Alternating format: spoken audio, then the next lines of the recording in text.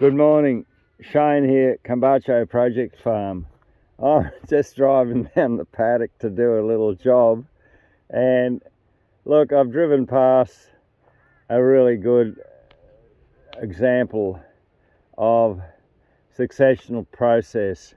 So this is a historically giant rat's tail place. It's on an edge of a track. So an old pathway where the dairy cows used to travel and etc. But you can see in this rat's tail, here's a large tussock here that's getting quite moribund in the centre. And just have a look at the amount of green leaf on this tussock and the amount of dead.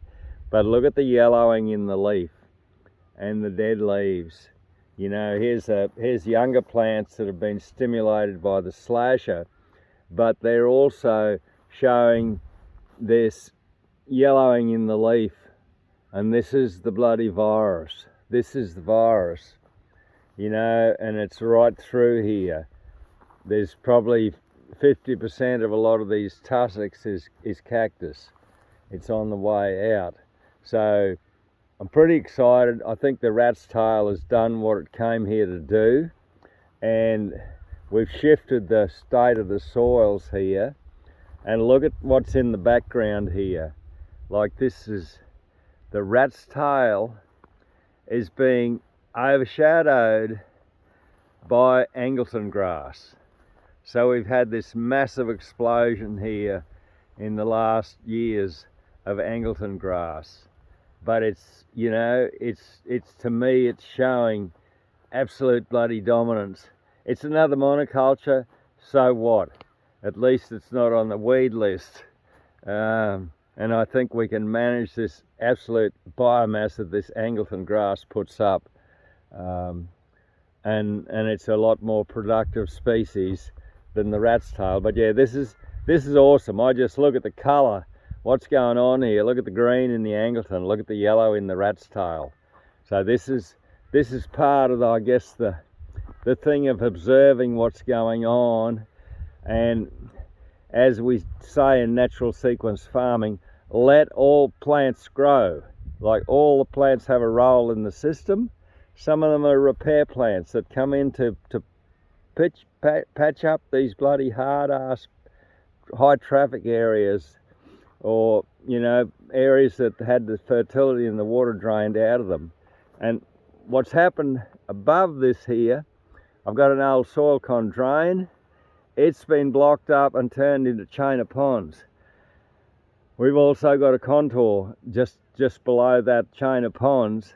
So we've changed the bloody status of this soil here. We've changed the hydrology, and we're changing the fertility.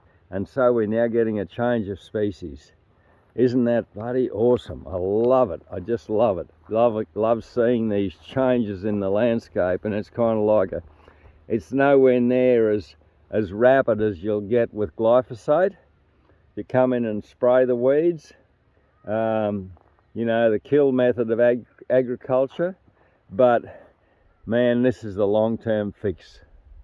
You know, this is a long-term fix. This will do way more than the bloody bullshit that the biosecurity people wants to do in eradicating these rogue species, these magnificent repair plants that come in. You know, look at this rat's tail tussock here, you know, and compare that with the health of this Angelton grass. Look at it, yellow. Look at the dead in this rat's tail here. Absolutely. You know, there's a rat's tail that's half-assed healthy, but that's been slashed, that's been stimulated by the slasher and made it come back into another growth pulse. But you know, here we are right in the bottom of the gully of a high water area, and the rat's tail is just getting taken over.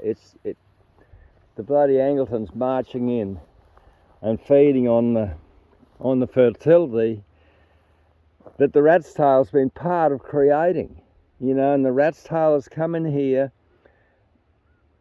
part of the SILICA process. The land is lacking bloody silica. And in Hugh Lovell's language, calcium is the truck that picks up all the other minerals in the biochemical sequence, and it requires silica. Silica is the bloody highway that the truck travels on. So now the rat's tail has done the silica job, and we've played around in the landscape and changed the hydrology. Suddenly we've got this change of species happening. Awesome stuff. Love it. Bye bye.